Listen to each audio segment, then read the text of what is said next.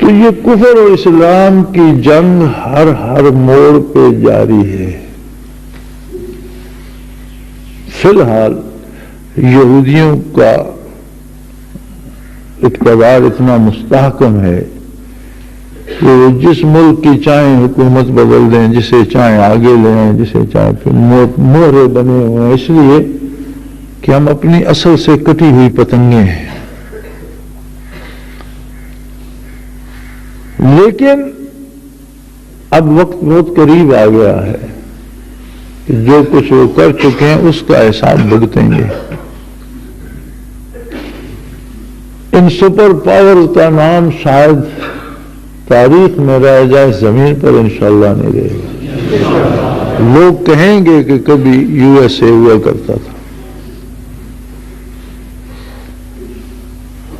ذکر میں باقاعدگی پیدا کریں، اجتماعات میں باقاعدگی پیدا کریں، جو ذمہ دار حضرات ہیں اپنی ماہانہ رپورٹوں میں لکھا کریں کیا کر رہے اور باقاعدہ بھیجا کریں، پتہ چلے کتنے اہتمام آپ نے ذکر کا کیا، اس میں کیا تکلیف، کیا رکاوٹ، کیا ضرورت ہے، کیا مدد کی جا سکتی ہے۔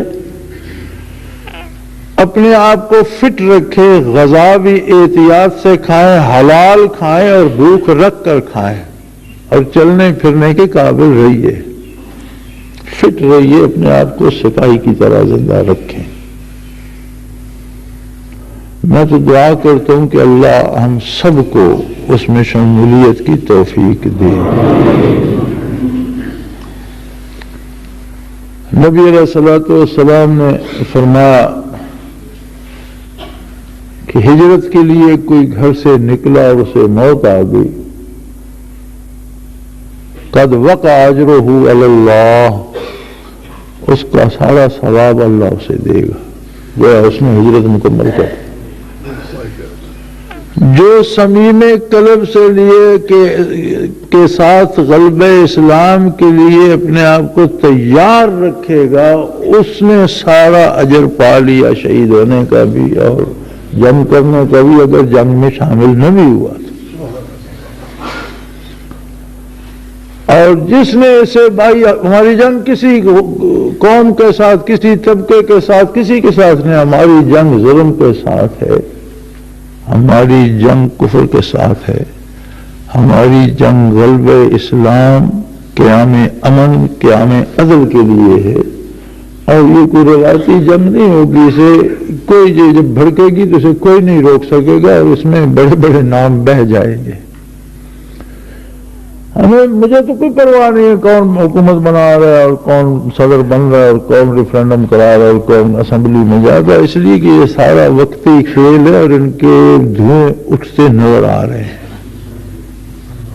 ان کے پرچے اس طرح اڑیں گے کہ خود انہیں بھی ہوش نہیں آئے گی کہ کیا ہو رہا ہے۔ یہ سارا میدان کارزار ہے، اسے حضور نے غزوۃ الہند کہا ہے، بر صغیر کا عظیم معرکہ، اس لیے سارا بر صغیر اس کی لپیٹ میں آئے گا۔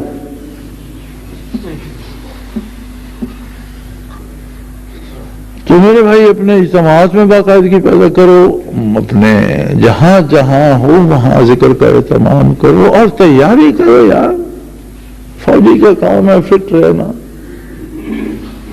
لڑائی سے پہلے بھی مر جائے تو پینشن تو ہو جاتی ہے کہ لڑائی کے لیے تیار، جان دینے کو تیار تو تھا۔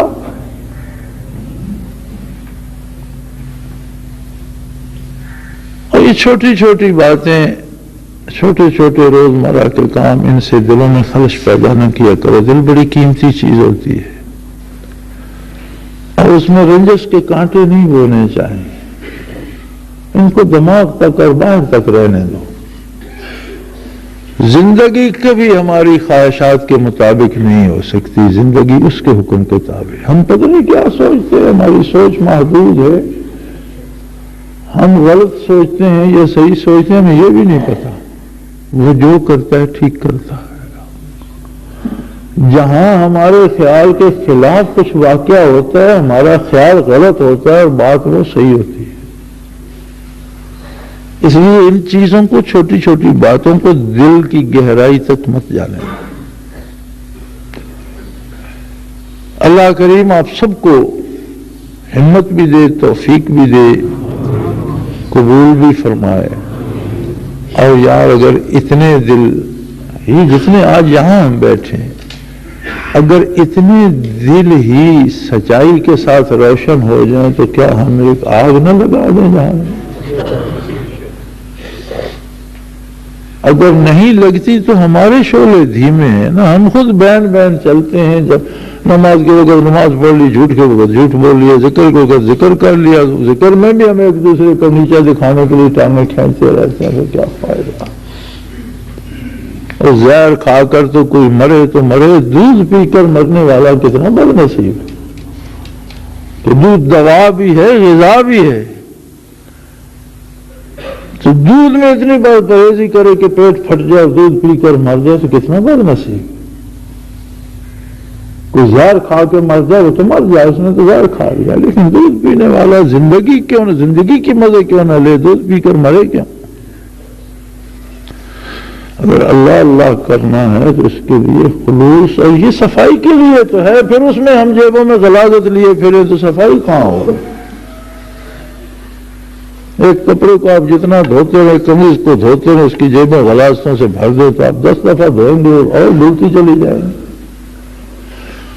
ہم میں ایک کمزوری ہے کہ ہم دوسروں کے محتسب ہیں، فلاں نے یہ کر دیا، فلاں، یار اپنے محتسب بنو، اپنے اس مشت غبار کو، اس ایک بندے کو سیدھا کر لو، تم نے جہان کو سیدھا کر دیا۔ اور اگر اس ایک کو سیدھا نہیں کر سکے تو پھر دوسرے کو کہتے کیا ہو؟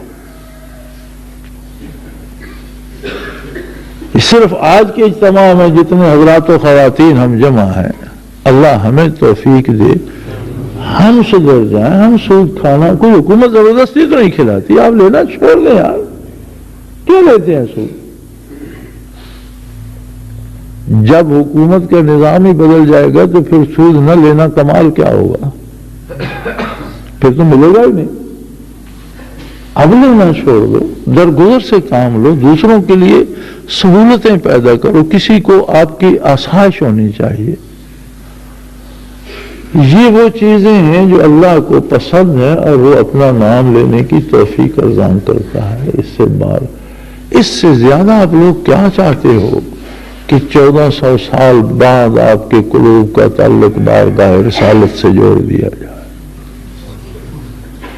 یار لوگ تو اس کو ماننے کو تیار نہیں کہ ایسا ممکن ہی نہیں ہے۔ لوگوں کی تو سمجھ سے بات بات آئے گی، وہ کیسے سکتا؟ تم دنیا کی سیٹلائٹ پہ ہوئے زمین کی چیزیں دیکھ سکتے ہو، تو اگر کسی کا دلی سیٹلائٹ بن جائے تو اس سے کیا چھپ سکتا ہے؟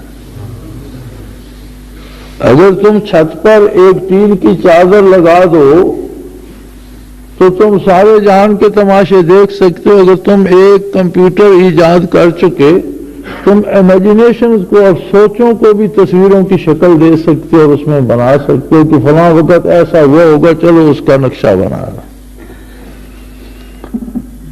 اگر یہ ظاہری مشینیں اتنا کام کر سکتے ہیں تو دل ہے۔ جب یہ روشن ہوتا ہے، 14 طبق دلے دے اندر تمبو وانگن تانے ہو، لا یسانی ارضی ولا سمائی ولیکن یسانی قلب عبد المومن۔